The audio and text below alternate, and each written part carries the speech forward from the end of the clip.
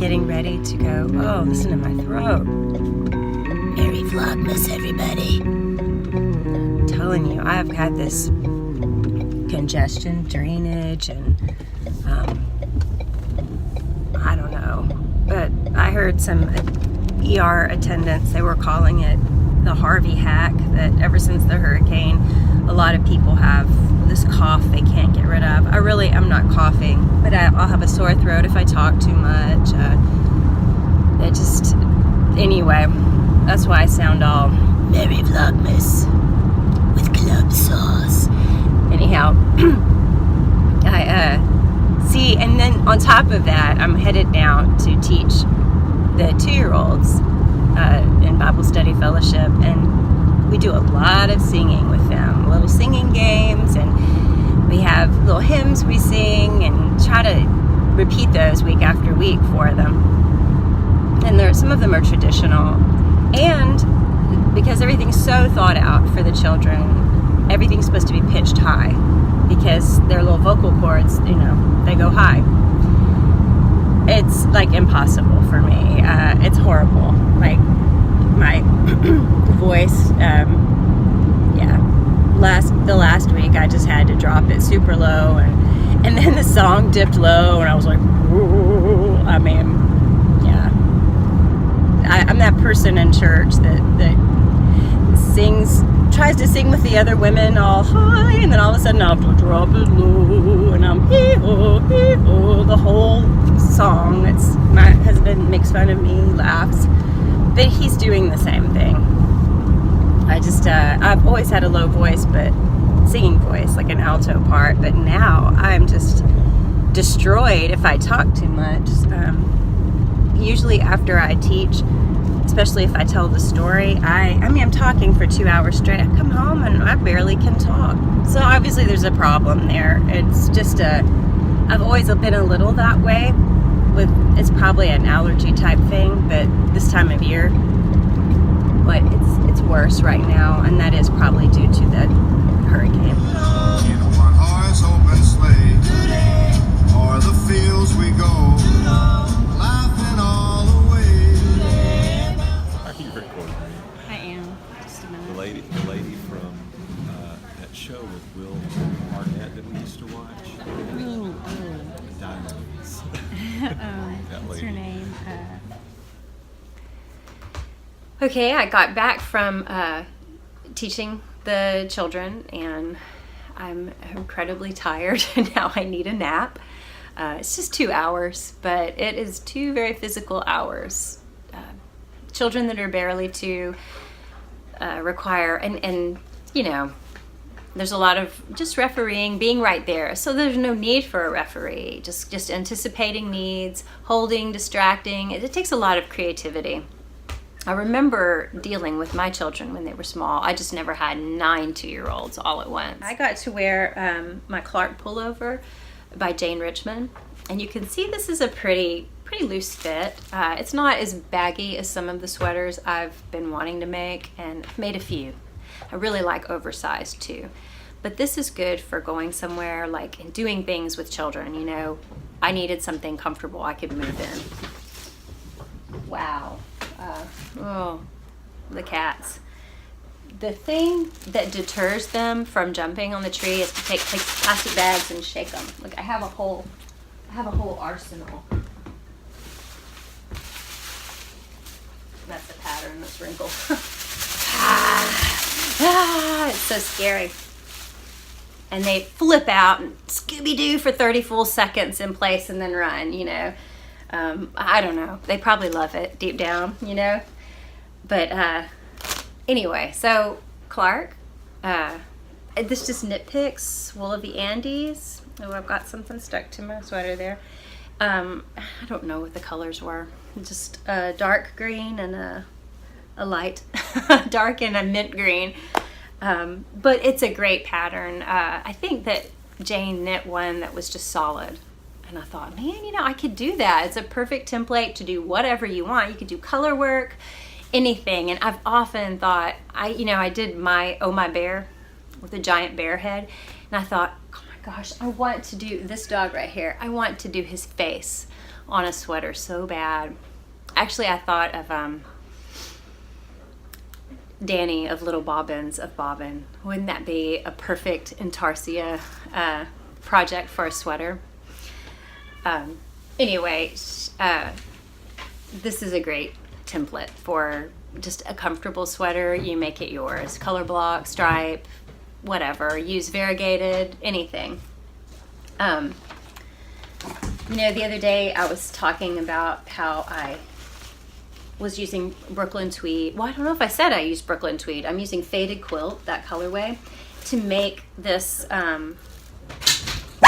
at ease or with ease. Stop. Oh, those dogs. My goodness, this is all day long. With ease. See this stitch pattern? This is the first repeat. It's from, no, it's not from this one. It's from this one, Gentle Armor. And I just got out all of my Sylvia McFadden books just to look at them and just share for a minute. You probably, if you're a knitter, you've already seen Shawl Joy. You may not own it, but you've seen it. And you probably knit Waiting for Rain. And you've seen this one too, Gentle Armor. But all of her books are so good. I mean, I bought them knowing I wasn't going to get to a shawl right away. The other two, I did know I would do with these soon. But it's just the quality of her her photography.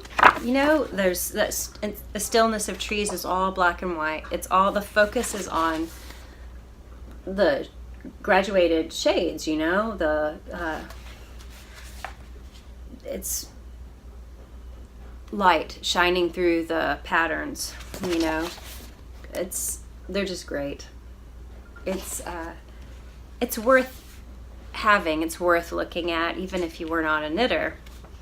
But of course I am, and I love that she photographed it herself. She has her own interesting way of charting her stitch patterns that she just invented. There's Shawl Joy, where this, you know, everything you really need to know about the shawl is conveyed in this photo, because, you know, you can see the drape. You can tell this is a drapier shawl than, say, than this one.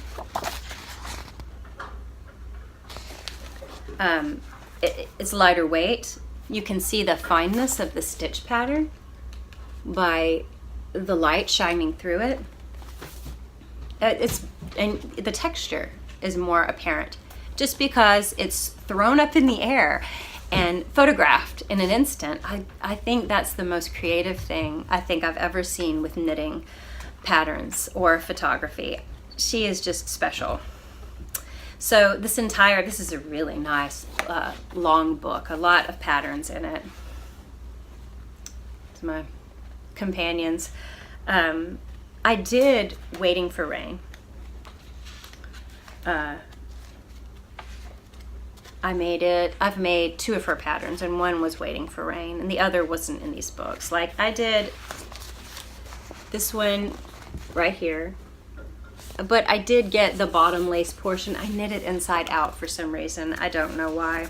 I'm just goofy that way. I get to going and I don't think, and the blinders are on and I just machine. It's stress relief is what that is. So then Gentle Armor comes along, and there's this meaning, you know, behind every pattern. It's 5 shawls for sensitive people. And the whole point is, you know, these evolved out of a time in her life where she was learning to take care of herself and protect herself. And the idea is, you know, you've got your shawl, it's your gentle armor. It doesn't hurt anyone.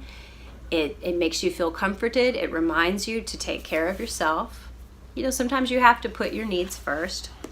Surround yourself with positive, good people. I mean, I'm making it sound kind of hokey, but it's sweet. And I love the way she's arming herself with them, you know, thrown over her head. So At Ease is the one I'm doing, and I don't think I showed it. Let me see if I can find it. Here we go. Well, I don't want to show here we go. With Ease is the one I'm doing right here. And then I want to do blanket fort. And the idea of a blanket fort. I mean, you're fortifying yourself, but with what? A blanket, you know? It's permeable. It's something that isn't going to hurt anyone, isn't going to hurt you. It's just the idea of nice, healthy boundaries. That's just, to me, it was kind of the perfect time when this book came out for me to read that. And so I'm going to do With Ease next. I mean, that's what I'm working on while I'm working on the Sunset Highway.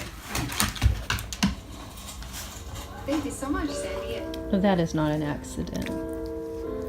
Oh, my dirty, torn up ball just happened to end up next to a yarn ball. I hope I don't grab your yarn by mistake. Maybe you should play with me. It's the oldest trick in the book.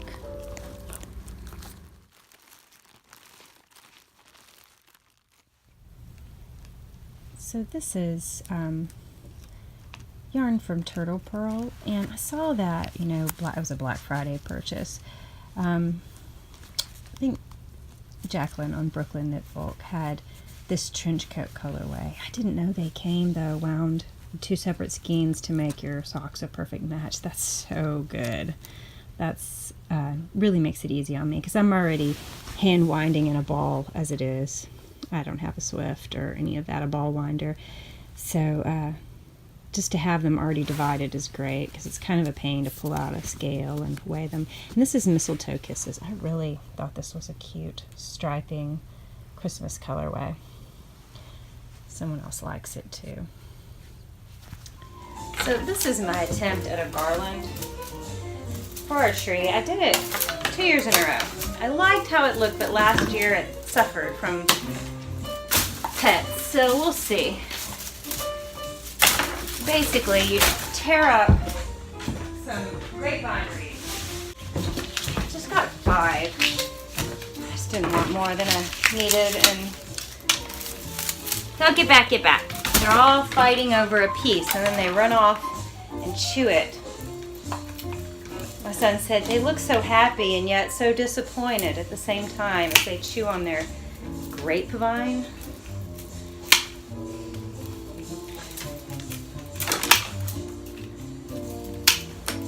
Yeah, I'm just clipping the ones that hold it together. And then, great. Maybe it could destroy my sweater. Good grief.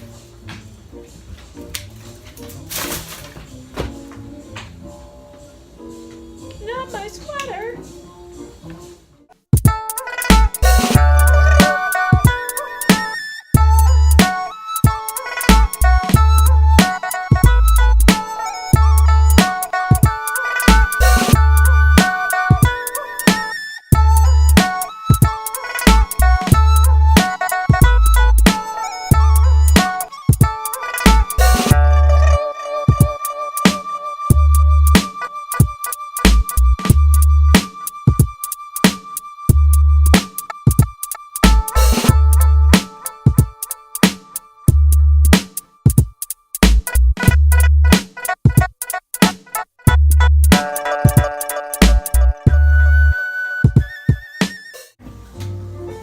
Not so bad.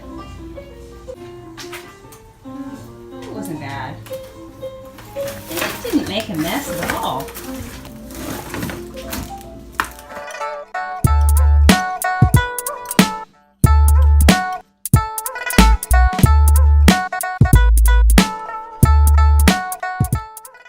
What's the matter? Is my filming impeding your stirring? Your stirring's in my lap.